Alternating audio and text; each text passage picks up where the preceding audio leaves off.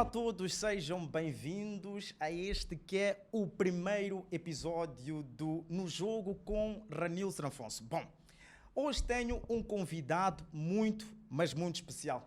Ele que está acostumado a marcar muitos golos, não sei se este 2026 ele vai marcar tantos golos assim. Afinal de contas, ele anunciou a sua retirada dos relevados, a sua aposentadoria. Um homem que já jogou em vários clubes, já marcou vários golos, já foi melhor marcador, já esteve na Seleção Nacional de Futebol. Um homem que está acostumado a estar nos grandes palcos do futebol moçambicano. Bom, esta introdução toda você pode pensar que parece que ele pagou alguma coisa. Mas eu estou aqui com Isaac de Carvalho. Isaac, como é que é? Tudo bem? Seja bem-vindo ao No Jogo com Ranilson Afonso. Primeiro, como é que estás? E depois vou fazer aquela pergunta-chave. Por que é que decidiste enveredar pela aposentadoria de futebol quando sentes de alguma forma que tens mais alguns anos para jogar? 2, 3 anos, sentes ainda, mas mesmo assim decidiste aposentar-te? Bem, muito boa noite. Com essa tua introdução toda, pô, já nem me reconhecia, nem parecia que estavas a falar de mim, mas pronto, já que estás comigo, vou assumir. Bem, a tua pergunta logo no início é bem forte. E é a pergunta mais recente, pelo menos no meu telemóvel. A questão é sempre essa: porquê? Acho que a minha versão do ano passado foi muito boa. Trabalhei muitas coisas que eu não fazia durante os gloriosos anos, porque eu tenho uma ideia que os adeptos do Machaquena, quando eu encontro, Isaac, a tua melhor versão foi no Machaquena. Os adeptos do Costa do Sol, a tua melhor versão foi aquela de 2017 ou de 2019. Os adeptos de Ferro Nampula também. Também, estás a ver? E há esse debate e colocam-me sempre isso aqui como se fosse uma carta na manga. Mas eu fui me aperfeiçoando muito. Aperfeiçoei-me muito nos últimos anos, porque comecei a perceber certas coisas que jogadores, principalmente os mais novos, eu diria jogadores normais, não percebem. Comecei a introduzir muito mais treino extra, comecei a introduzir alongamentos noturnos, comecei a introduzir yoga, comecei a introduzir coisas que aparentemente não têm nada a ver com o futebol, mas eu comecei a encontrar sentido naquelas coisas todas que eu ia fazendo. Eram práticas simples, mas muito eficazes para aquilo que era o resultado que eu queria ter como jogador. E ano passado foi a prova mais ou menos disso. Agora, a tua questão é porquê? Eu acho que terminar enquanto todos querem te ver jogar é um bom sinal. É um sinal de que ainda estás em forma e que provavelmente as pessoas se vão recordar de ti naquela última versão. Ok, eu já vi situação posso dar exemplos aqui de astros, por exemplo, como de outras modalidades. Michael Jordan, quando ele termina quase de rastros. E muita gente hoje minimiza o Jordan pela última imagem que ele deixou, estás a ver? Eu não queria fazer parte de uma coisa assim parecida. Não querias entrar numa estatística dos jogadores que retiraram-se porque já não aguentavam tanto. Prontos. Estar no campo. Prontos. E tu aí já respondes mais ou menos tudo o que eu quero te explicar. Mas como é que é tomar esta decisão de aposentar-se no ano que estavas no Bahia de Pemba? Tiveste uma boa temporada no Bahia de Pemba, diga-se. A equipa, quando esteve ali naquela luta pela manutenção, em alguns momentos os golos do Isaac, as assistências do Isaac, principalmente para o Simon, jogador que está na Black Bulls agora, sim. Era a dupla de ataque da equipa, tinha ali o Nélio, o Digri, vocês conseguiram formar uma boa equipa. Mas quando é que surge esta ideia de aposentadoria? Talvez as pessoas não saibam, mas no ano passado o Isaac já estava um bocadinho com esta ideia no início ainda de 2025. Naquele momento sais 2024, 2025, ainda tens aquela dúvida onde é que vou jogar, se ainda vou jogar. Mas para chegar a isto é preciso de amadurecimento também. Obviamente. É preciso amadurecer também as próprias ideias. Obviamente, resiliência é uma palavra-chave. Mas veja só, essa história não é muito recente. Eu tenho a situação daquela minha cirurgia em 2021, depois da Covid. Fiquei ali quase um ano sem jogar futebol. Fazer a miscelânea com o ano de Covid, que também praticamente não jogamos futebol. Era praticamente 2 anos parado. Houve uma proposta para que eu começasse a fazer parte da equipa técnica do Mister Semedo naquela altura. Eu achei que não me devia deixar o futebol logo nos primeiros obstáculos que a própria carreira me trouxe. Eu achei que não devia, mesmo que em algum momento também tivesse em dúvida em relação a essa decisão. Em 2025, com a situação de Nelson Santos e tudo, começa a surgir também essa ideia, Isaac vai parar e depois vai não sei o que é.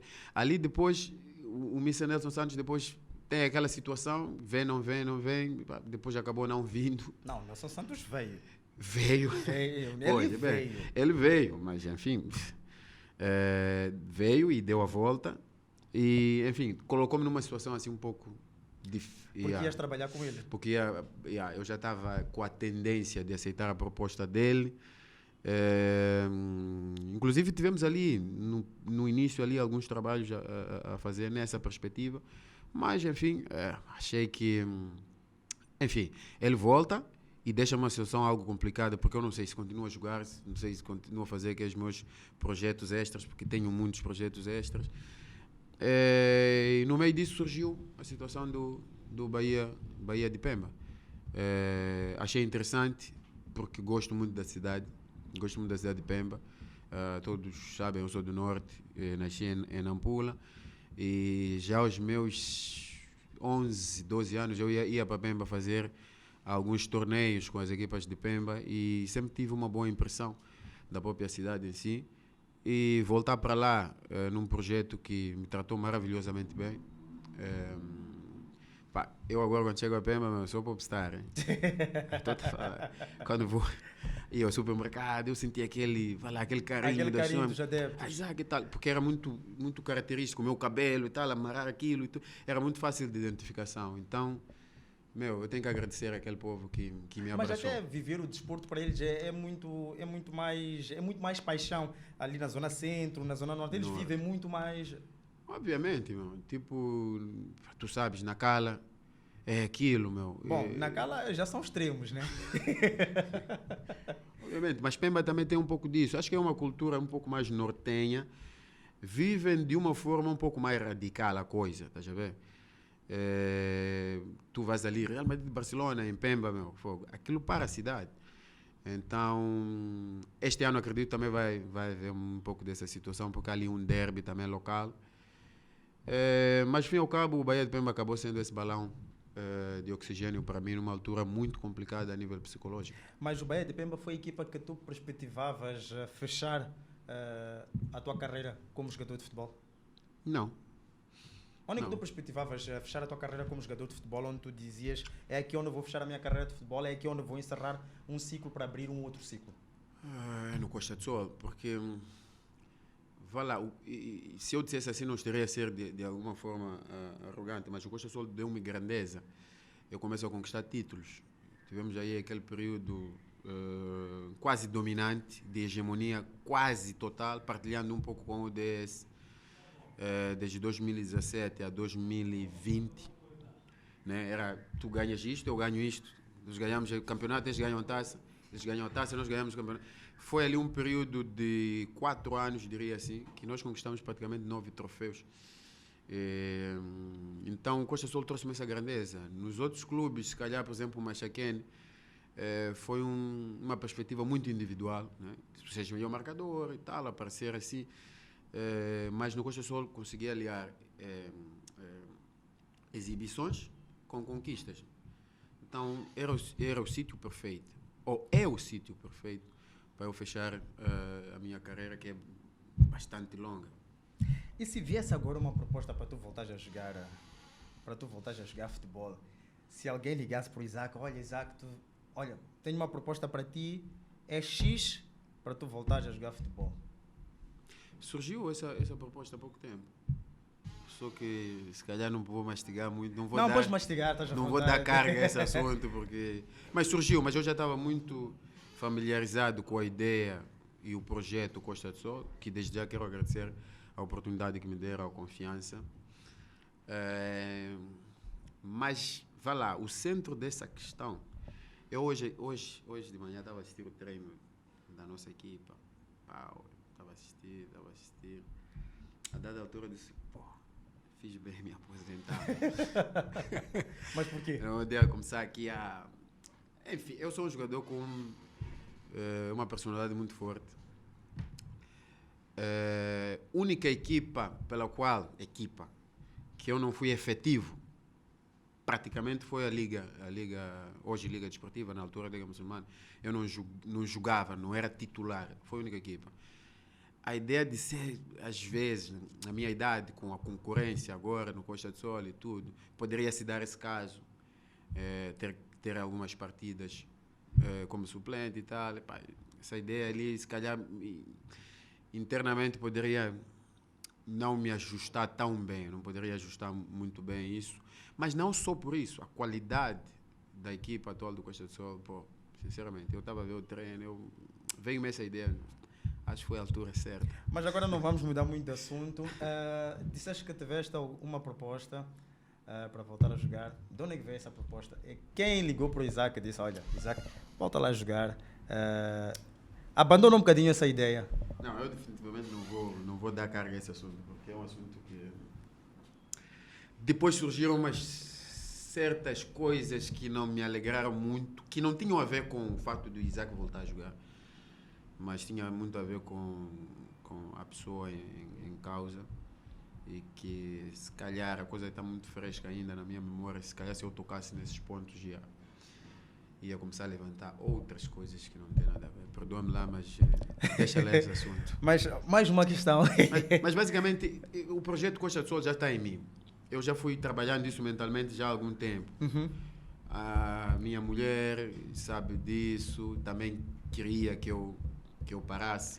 Porque querias que tivesse mais tempo com ela. Mais tempo com ela, as viagens, jogar fora e deixar a família. Eu tenho 3 filhos, por exemplo, são 3 machos.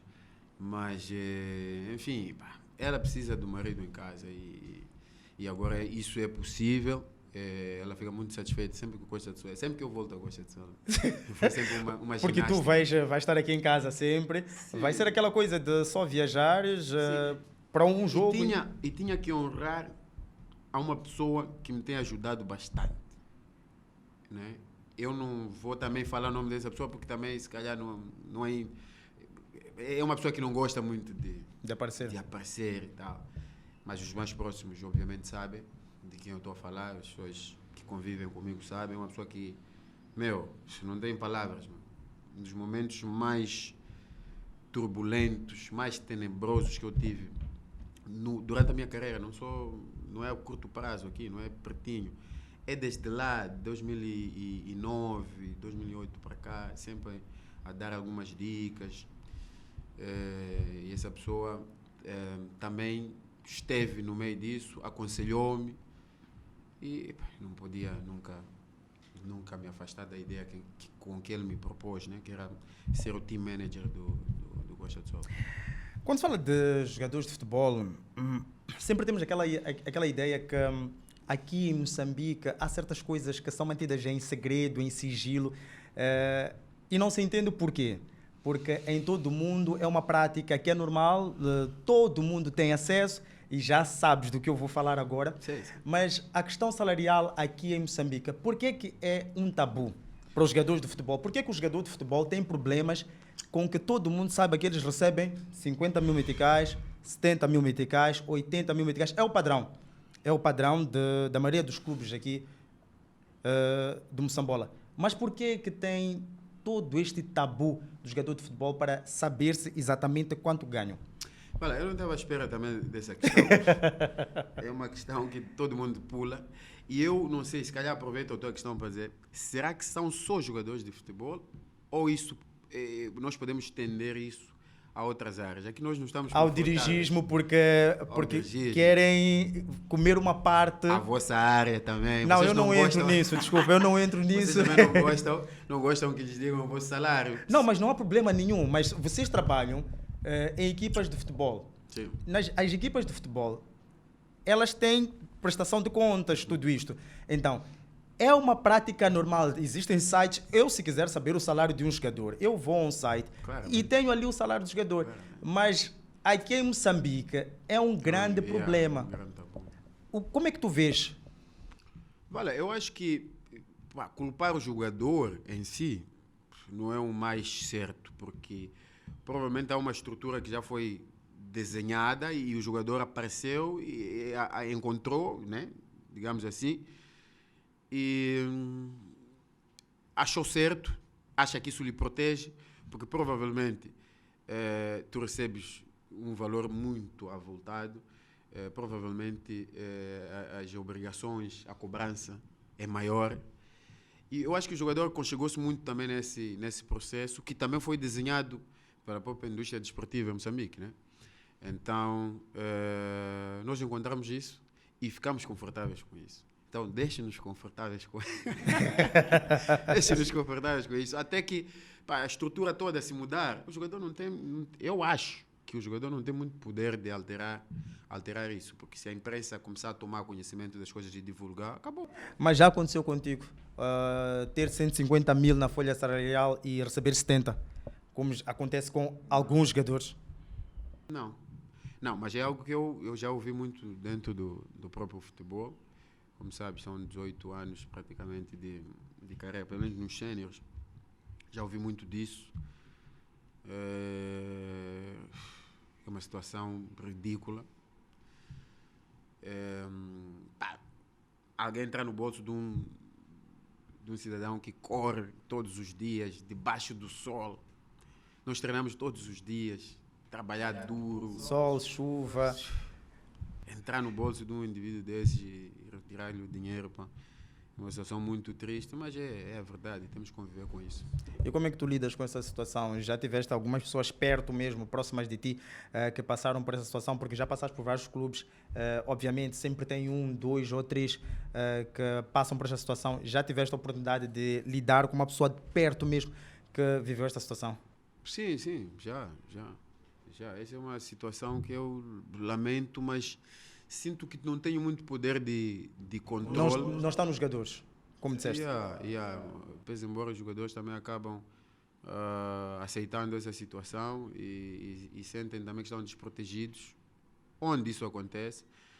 Mas convenhamos, há clubes também que servem como exemplo disso, em termos, vamos lá, digamos positivamente. Há clubes muito bem organizados hoje em dia. Então, essa é uma situação que enfim, arrepia muito, como eu dei o exemplo aqui de... Nós estamos sempre nos estágios, estamos sempre no sol, a levar com críticas dos jornalistas, dos adeptos, e tu tens que te reerguer. Às vezes tu estás a julgar, sabes, futebol é complicado. Eu até posso dar esse exemplo aqui, não sei se é o mais adequado. O médico está ali a trabalhar, está sozinho, está numa sala em silêncio. Eu valorizo muito essa profissão, é das mais nobres que existe no mundo. E está ali, no silêncio, a trabalhar e tal. O jogador, não, o jogador está aqui a trabalhar e tem uma pessoa aqui, só a uns 5 metros, a insultar-lhe. Enquanto ele trabalha, ele ouve insulto. Então ele tem que ter equilíbrio, concentração para se manter no jogo.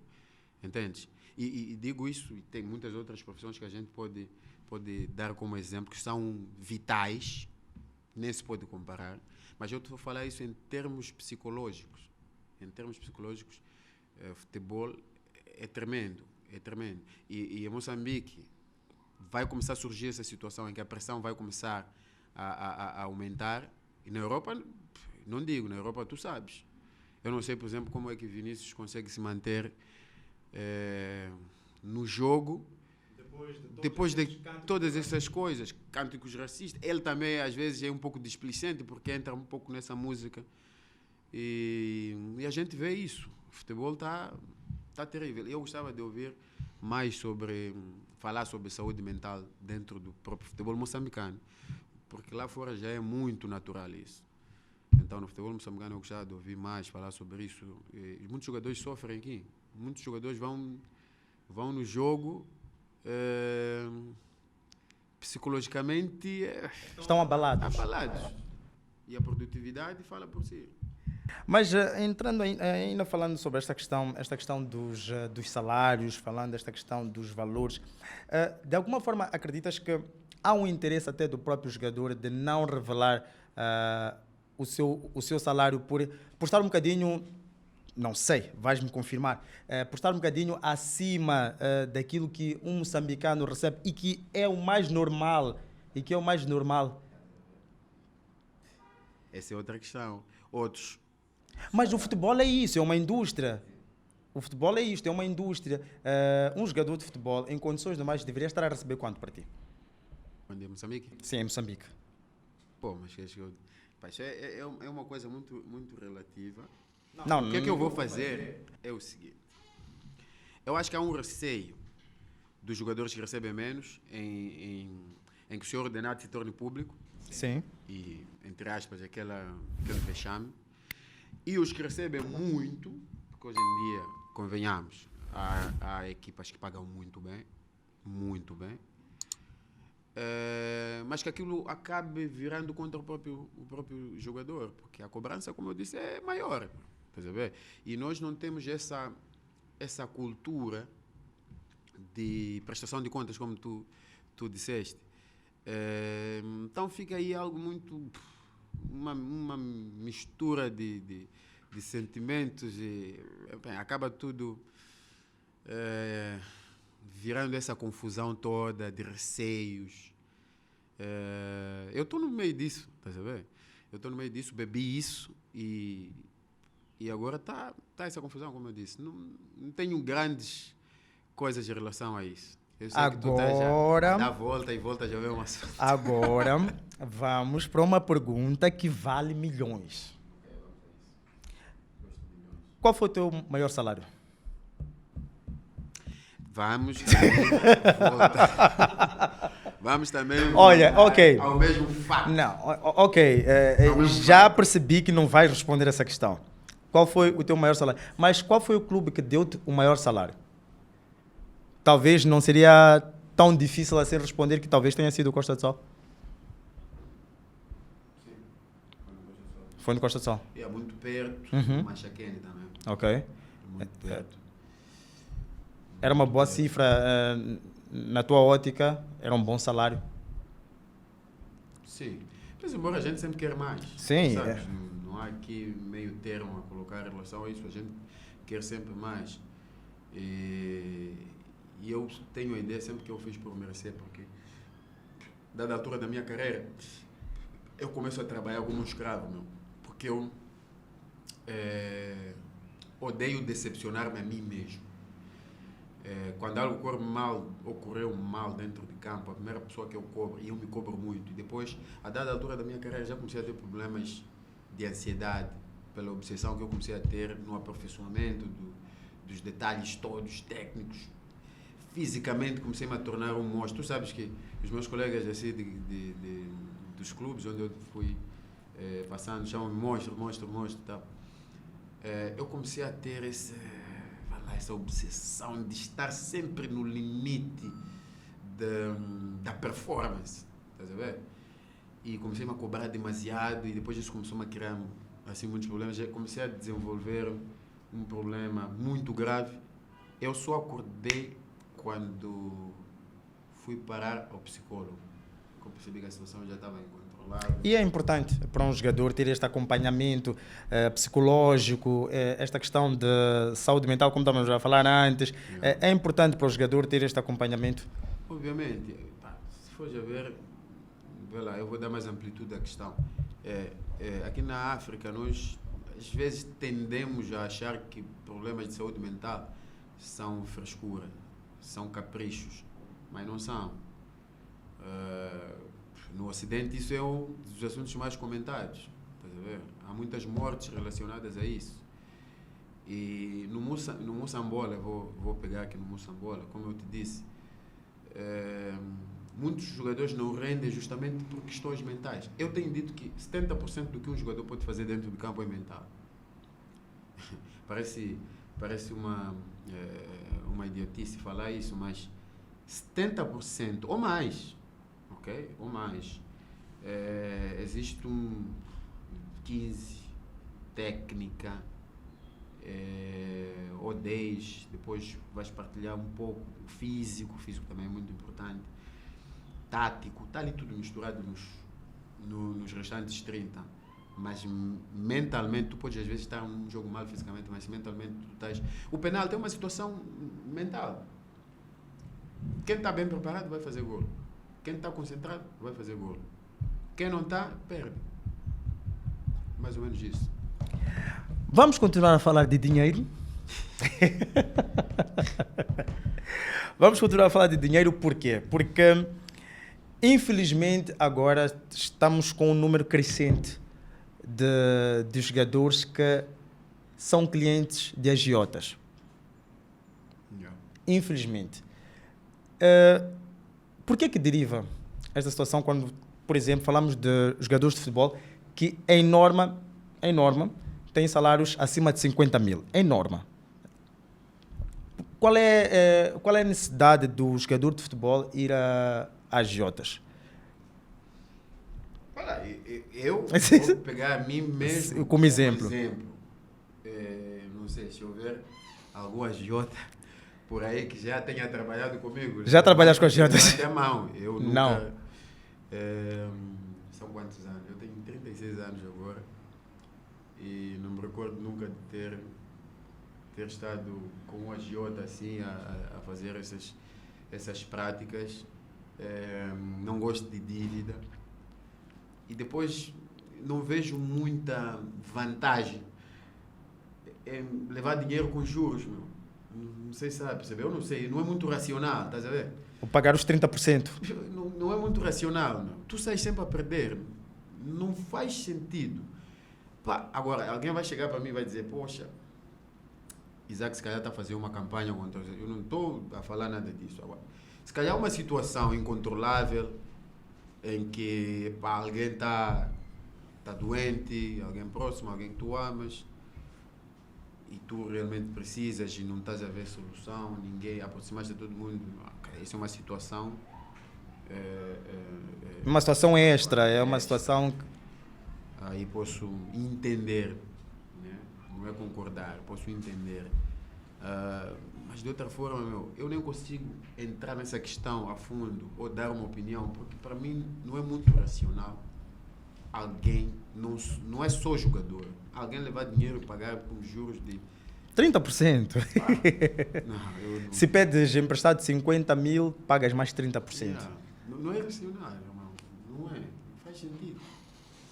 E quando temos jogadores que eles não vão jogar a certos campos porque sabem que lá tem agiotas. Quando tens de estar a fugir sempre de agiotas. É o vexame da causa, meu. Sabes, tu constróis tua carreira durante anos com muito sacrifício, meu.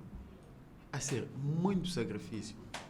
O quanto de esforço eu fiz para me tornar o Isaac que eu sou hoje. Que para algumas pessoas é pouca coisa. Eu estou a falar para mim, eu que vivi o processo, para eu colocar em causa toda a minha carreira, todo o meu esforço, dedicação, determinação, horas sem dormir, produção. Por causa de...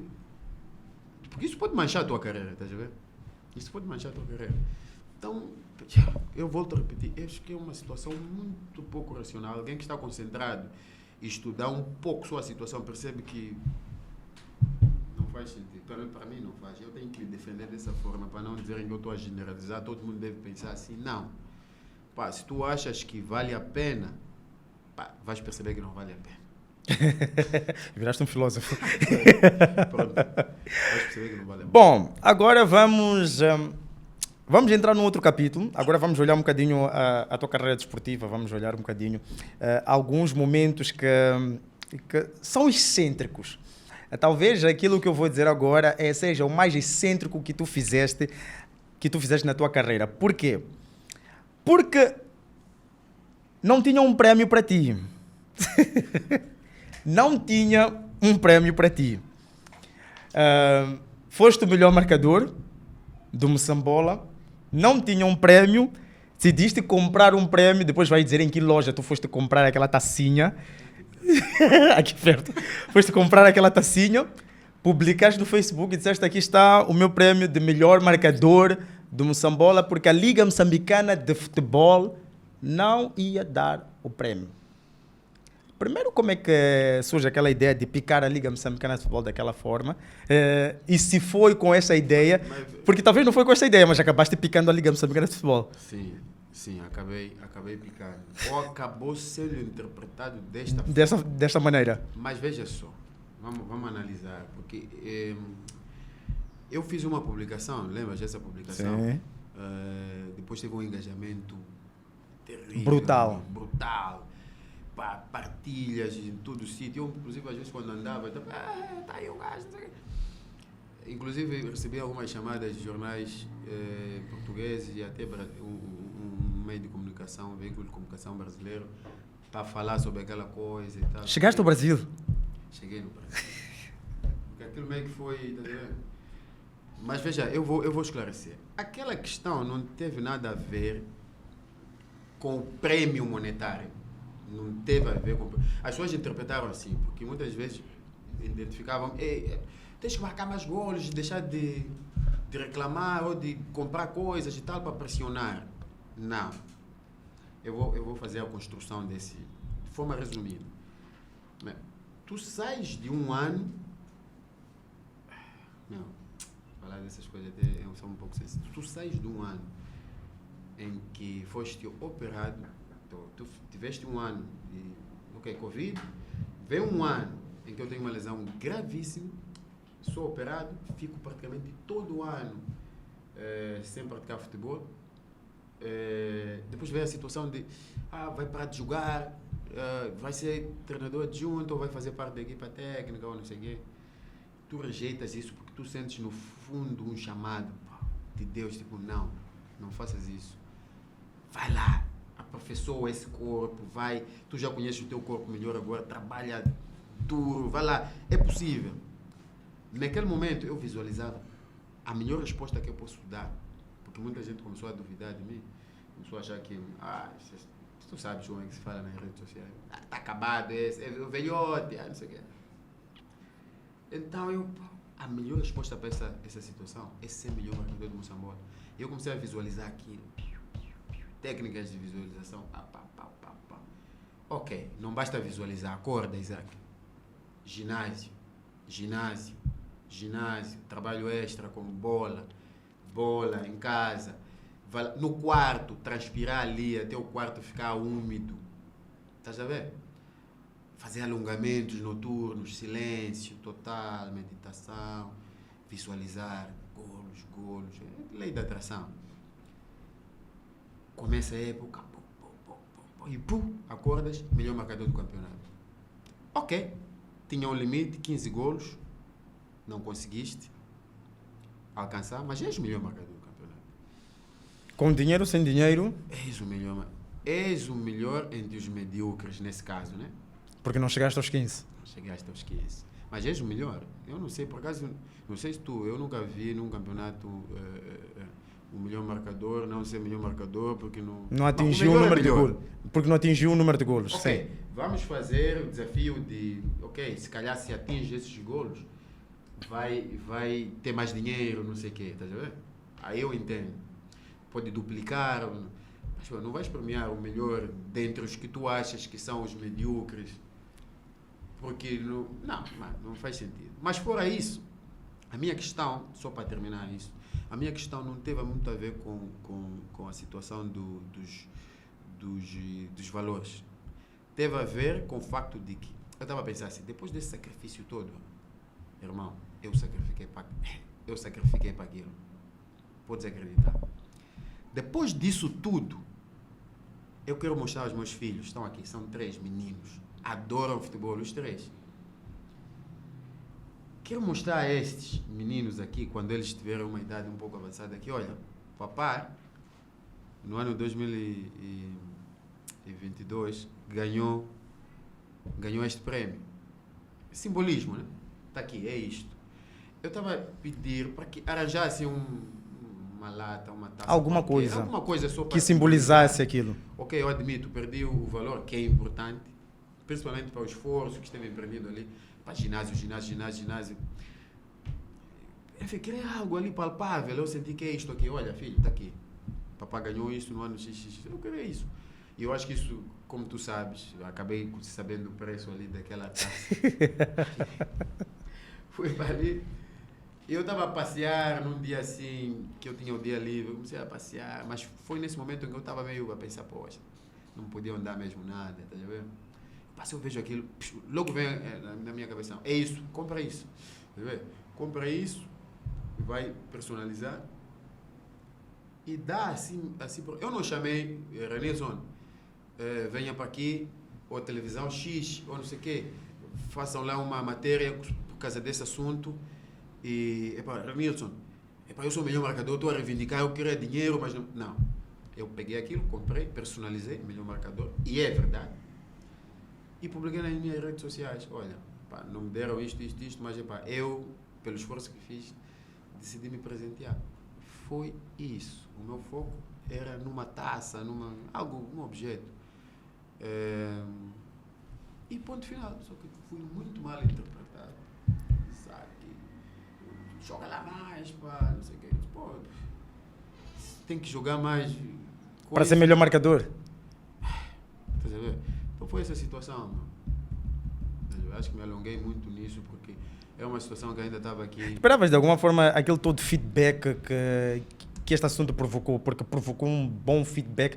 Durante algumas semanas o assunto era Isaac de Carvalho, o assunto era Liga Moçambicana de Futebol, o assunto era porquê que não dão o prémio de melhor marcador, porquê esta regra. Começou-se a questionar tudo e mais um pouco.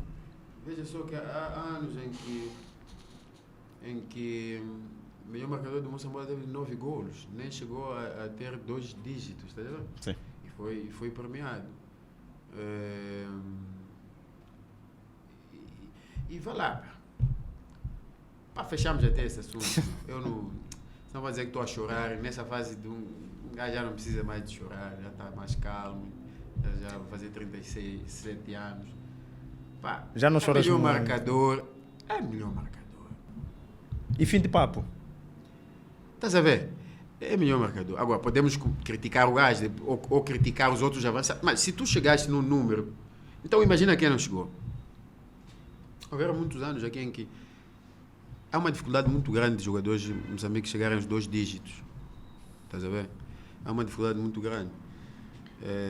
Mas enfim, temos aqui a Evangá, por exemplo, 24 golos. Acho que o melhor marcador de sempre do campeonato. Tem 27. Shabab, né? Sim. São 27 golos. Estás a pensar, né? 27 golos é muito no contexto. Muito. E nem sei quantas equipas havia no campeonato, estás a ver? Mas é bom. Em 2019, por exemplo, eram 16 equipas. Tá? Tinhas um bom número de jogos para fazer. Isso não tocamos. Em 2022, por exemplo, eram 12. E eu fiz só 20 jogos. Foram 12. E marquei aqueles golos todos. Mas pronto. Foram 12, só 2024 voltamos a ter 14 equipas. Eu falei disso porque na altura foi muito mal interpretado. Eu não estava a reclamar valores monetários, estava assim a reclamar um reconhecimento. Algo simbólico. Quando olhas para a tua carreira, quando fazes um retrospecto da tua carreira, quem foi o treinador que mais te identificaste? Que olhas e dizes, tive uma identificação melhor com... Tu tens perguntas.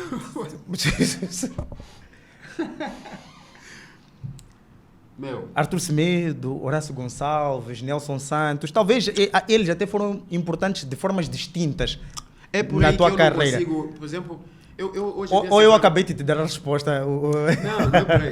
Hoje em dia é muito Eu separo o treinador em vários, posso assim renomear, blocos. Há treinadores mais, que motivam muito, estás a ver? Mais teóricos. Há mais técnicos em relação ao trabalho o treino diário ou semanal.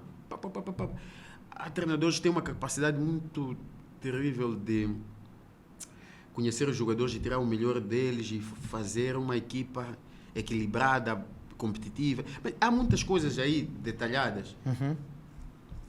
E convenhamos, meu, eu estive na seleção desde 2009 a 2023. Nesse período, eu só imagino quantos treinadores passaram. Não fui sempre convocado, mas depois estive aí a ver uns dados. Tem para aí 43 jogos na seleção nacional, são 43 internacionalizações. Não contando que eu começo na base da seleção, comecei ali logo nas seleções de base e fui crescendo. Treinadores de clubes, é muita gente. Se eu nomeio um aqui hoje, alguém vai te matar. Vai ver chamada aí, o telefone vai ver chamada aí, Isaac. Estás a ver? Então, todos eles foram muito importantes, obviamente. Mas tem um que marca, mas tem mais que os outros. Mas sempre tem um que marca. Não porque estás a desmerecer os outros, não. Mas sempre tem um que marca porque fez algo especial para ti num determinado momento e que foi muito inspirador, foi melhor para ti. Pode até descer até as camadas de formação. Talvez tenha alguém que tenha sido muito importante lá atrás. Eu não consigo achar e não quero receber disparos. Não, tu gostas de fugir das polêmicas. Tu gostas de fugir das polêmicas. Nem é por aí, meu. Agora me fez uma Tens medo do Nelson Santos? Bem polêmica. Por exemplo, Nelson Santos é um treinador muito exigente, meu. Tu sabes, estás a ver? Sim. Aquela exigência, quando bem interpretada, não é má. Sim. Estás a ver? Não é má. E tira o jogador da zona do conforto. É importante. Tens muitos treinadores, meu. Vamos lá, eu sempre tive curiosidade. Sempre tive curiosidade Horácio, de saber. Que é um pai, que é alguém que te abraça e tal. Acaba ajudando muito nos momentos difíceis. Tens o Chiquinho Conde, que é, estás a ver? O kamikaze, vamos lá, começou a estruturar para começar a fazer golos. Tens o Mr. Semedo, por exemplo, que foi o treinador que me lançou. Eu, quando cheguei aqui, fui para ou seja, desportivo, fiquei um ano ali sem jogar, quer dizer, jogava, né? Vinha sempre do banco. O Mr. Semedo, no ano que veio, eu bem miúdo, olhou para mim e disse, este miúdo tem que jogar. E me colocou lá nos Tubarões, começa a jogar, meu. Comecei a jogar titular no meio de grandíssimos jogadores, estás a ver? São tantos na seleção, Abel Xavier, que era há muitos, meu, há muitos. Eu aqui depois, o Salvado, que começou-me a dar uma visão de, poxa, o jogador não é para mimar muito. O Mr. Salvado chegava ali com um cara de poucos amigos, meu, isto aqui tem que ser feito. Às vezes nem te cumprimentava. E tu percebias que, tem que trabalhar, estás a ver? Tudo isso misturado me construiu. Há mais aqui, Mr. Uzara, já... muitos jogadores. Poxa. Mais uma pergunta que vale milhões. Já estou a ficar rico aqui, meu. Não, é que não respondeste a pergunta que vale milhões, aquela. Então não estás tão rico assim. Vamos a uma pergunta que vale milhões. Agora vamos falar sobre a Seleção Nacional de Futebol. Algo mais recente agora. Estamos esta questão do Chiquinho Conde. Se renova, não renova. Este trabalho que Chiquinho Conde tem feito na Seleção Nacional, participaste deste processo também, desde 2021 ele está em frente à Seleção Nacional. Como é que tu acompanhaste os últimos anos da Seleção Nacional? Em parte viveste isto, mas em outra parte, infelizmente, não viveste. Sim. Não viveste. Como é que tens acompanhado a Seleção Nacional? Vá lá, os resultados são muito bons.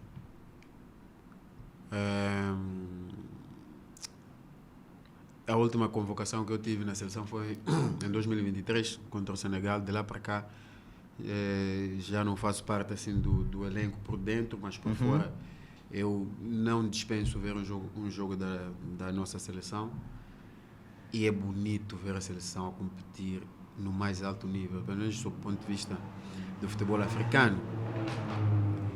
É fantástico ver, acho que nos últimos 2 anos tivemos a participar, a luta pelo campeonato do mundo, conseguimos 18 pontos. Inédito. Não conseguimos lá estar, a fasquia subiu muito. Ao fim e ao cabo, os resultados defendem o treinador. Pese embora tu vês a coisa assim numa vista mais ampla de cima, que não é bonito ver tudo isso que está em volta da seleção. Estás a ver? Porque a seleção é o ponto máximo de qualquer jogador, e quando tu percebes às vezes estas brigas, esta confusão toda que a seleção, acho que acaba retraindo muito, principalmente os jogadores mais novos. Percebe, será que é um local de paz, que eu posso conseguir evoluir e tudo? E não é bonito de ver, mas os resultados, queremos mais, obviamente, mas os resultados têm sido bons. Temos estado a disputar peito aberto com seleções que, uns anos bem atrás, tu sabias que isso vamos cumprir, estás a ver? Então, isso é bom. Falamos de vitórias, mas também tem aspectos que foram um bocadinho negativos. A questão das greves. A questão das greves na Seleção Nacional. De alguma forma isto manchou um bocadinho este percurso de Chiquinho Conte? Obviamente, mas se fores a ver, as greves não vêm do período do Mr. Chiquinho só. Os jogadores que estiveram nesse esse percurso da Seleção Nacional, por exemplo, desde da minha altura, assim, até já posso falar a minha altura, isso não pode soar mal, pronto. Vamos lá, desde o tempo que eu estou na Seleção Nacional, tu percebes que foi um percurso muito assim. E não tem a ver também só com a direção atual da Federação Moçambicana de Futebol, porque também aconteceu com o presidente Simango, também já houveram greves. É uma coisa feia, uma coisa que tem que ser organizada urgentemente, porque não podemos ser conotados. Isso acaba manchando todos, estás a ver? Acaba manchando todos. É uma bola de neve. Quanto mais rola, vai crescendo. E todos saímos mal com isso. Teve o período, por exemplo, da Argélia, foi muito feio. Eu senti-me muito ofendido, porque a dada altura, daí por mim já estava numa mesa a ser julgado. Mas como é que foi este episódio da Argélia? Porque tivemos a seleção que recusava-se a sair do hotel, atrasou um voo comercial. Como é que foi esta situação toda da greve na Argélia? O que de fato aconteceu? Vê lá. Eu não gosto de falar dessas coisas, sabes? Eu gosto de pautar um pouco mais, principalmente nessa fase onde eu estou a entrar, estás a ver? Quero ter uma entrada nessa nova fase da minha carreira muito pacífica. E essa questão foi muito terrível, meu. Foi terrível. Nós estávamos no exterior e, sabes, jovens, adolescentes estão reunidos no quarto, começam a falar, vai influenciando o outro e tudo, e deu naquela situação muito triste. E acabamos também manchando, obviamente, o país. No momento até em que se calhar deveríamos, o povo, estar a falar de um momento inédito, que era a qualificação aos quartos de final pela primeira vez, primeira vitória, se calhar também num CAN. No CHAN, né? Coisas bonitas. E voltamos de lá a falar de coisas que não tinham nada a ver com a competição. E acabou manchando a todos. Eu me vi naquela posição e senti que tinha que começar a mudar alguma coisa. Estás a ver? E foi uma coisa feia, meu. Mas vocês sentaram com membros da direção da FMF. Como é que foi resolvida essa situação? Como é que houve um cachimbo da paz naquele momento para que dissessem vamos vamos sair do hotel, vamos ao aeroporto, vamos voltar e vamos discutir os nossos assuntos lá. no nosso país, não aqui. Foi o que aconteceu.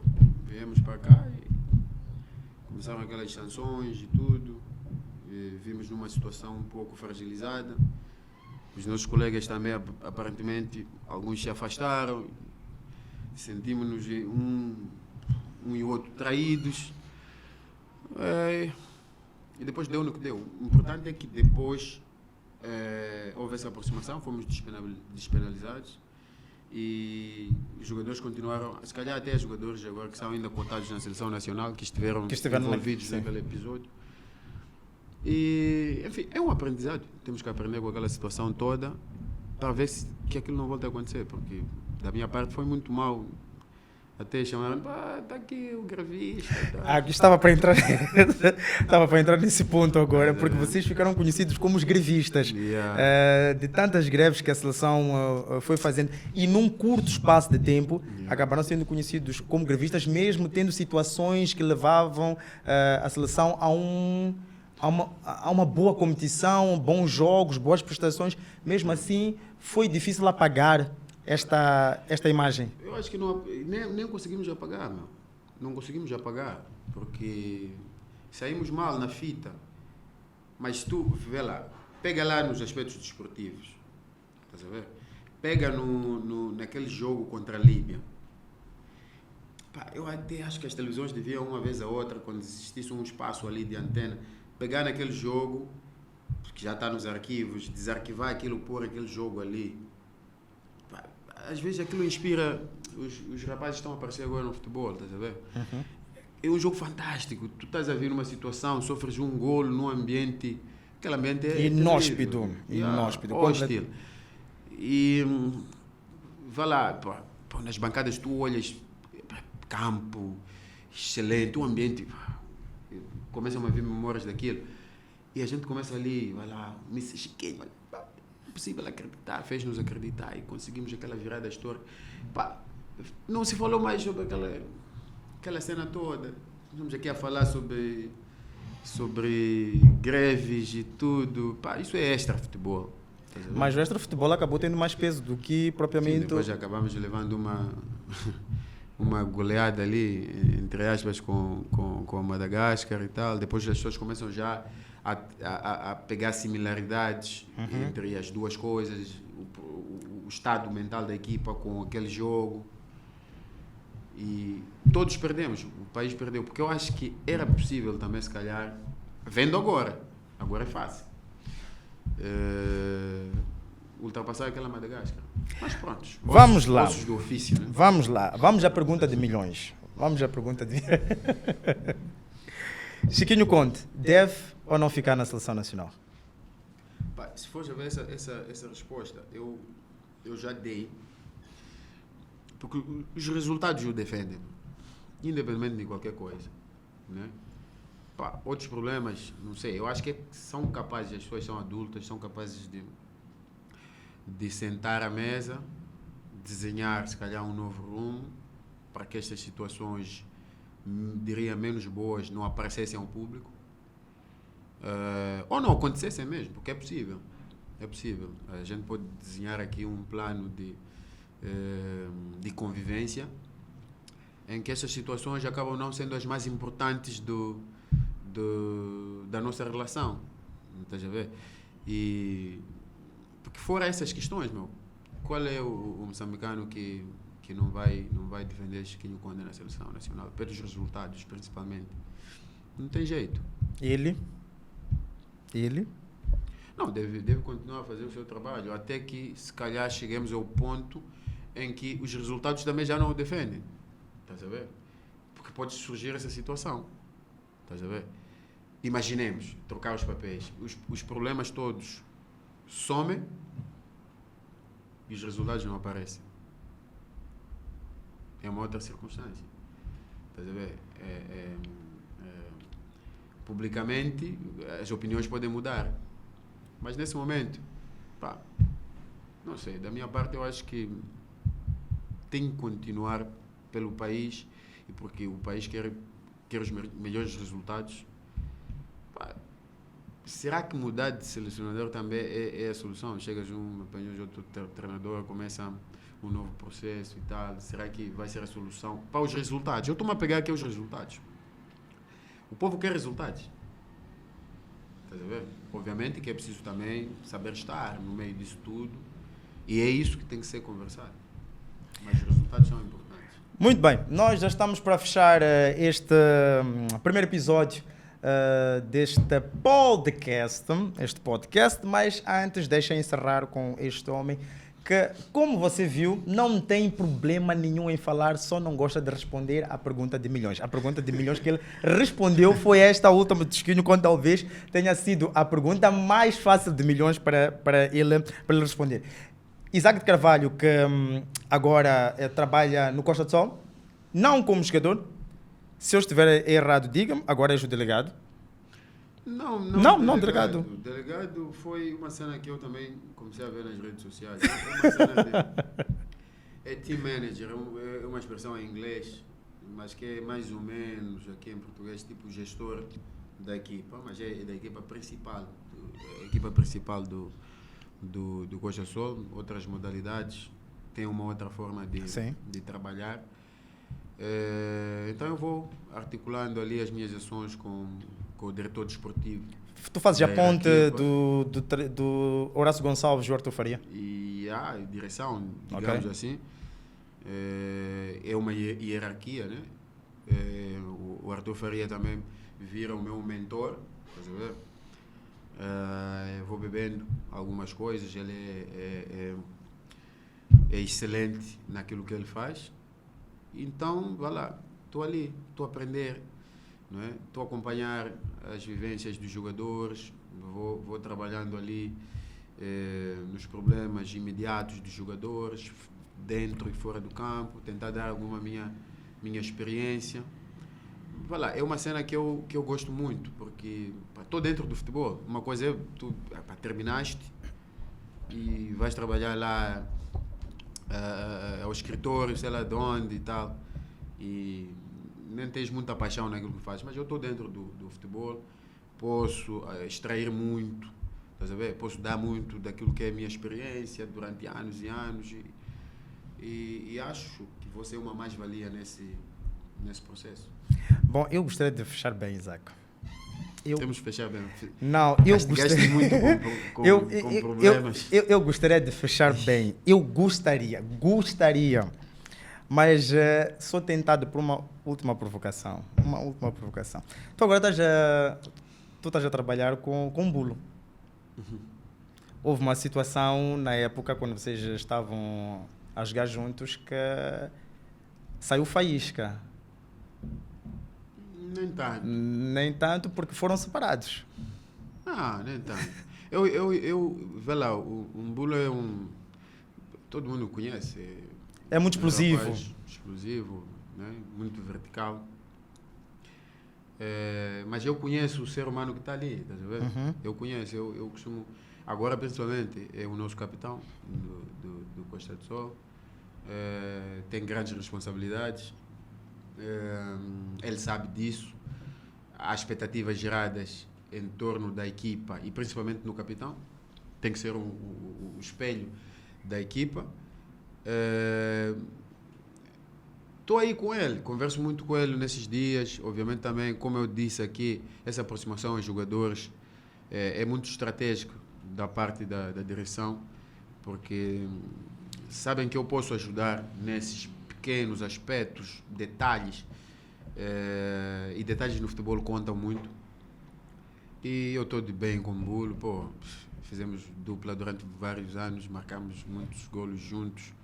Ele tem agora a missão de capitanear a equipa ao título, eu vou lhe ajudar no que podes. Vou lhe ajudar no que posso e vou lhe enchendo também dessa informação para que ele sinta mais a responsabilidade, uma pressão saudável para que continue porque é o espelho da equipa, meu. O capitão tem que ser aquele que nunca desiste, tem que ser aquele que é o conciliador, que ajuda os colegas quando um está a desistir, já está a tirar a toalha ao chão, ele vai lá, não, meu, temos uma missão.